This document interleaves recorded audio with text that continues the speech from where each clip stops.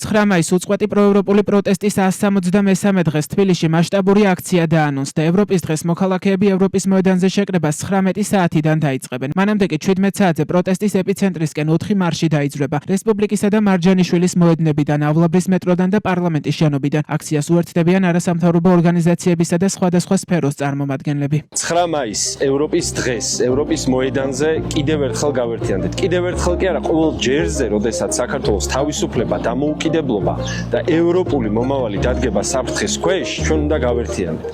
ეს არის მორალური ვალდებულება, რომელსაც საქართველოს ისტორია გვაკისრებს. მოკლედ 9 მაისს 19 საათზე ევროპის მოედანზე.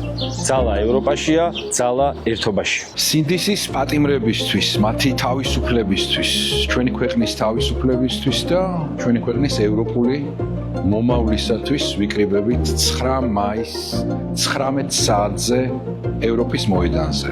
ძალა ევროპაშია, ძალა ერთობაში. ჩვენ ახალგაზრდები არ ვიღლებთ, რადგანაც ვიცით, რომ მხოლოდ ევროპასთან სიახლოვით ექნება საქართველოს და ქართველ ახალგაზრდებს ნათელი მომავალი.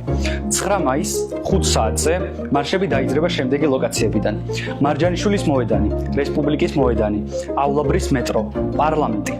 ძალა ევროპაშია, ძალა ერთობაშია. 9 მაისის აქციასთან დაკავშირებით სოციალურ ქსელში ვიდეოს ავრცელებენ სტუდენტები. ისინი პარლამენტიდან ევროპის მოედნის მიმართულებით მარშით 17 საათზე გაემართებიან. 9 მაისს ევროპის დღეს ვიკრიბებით პარლამენტთან 5 საათზე. საიდანაც მარშით დავიძრებით ევროპის მოედნისკენ. ევროპული ღირებულებების დასაცავად ვერთიანდებით. თეატრალური სტუდენტები. საქართველოს ეროვნული უნივერსიტეტის სტუდენტები. ტექნიკური უნივერსიტეტის სტუდენტები. საქართველოს უნივერსიტეტის სტუდენტები. თესეუ სტუდენტები. თავისუფალი უნივერსიტეტის სტუდენტები. ჯიპას სტუდენტები. ილიაუნის სტუდენტები. სამხატვრო სტუდენტები.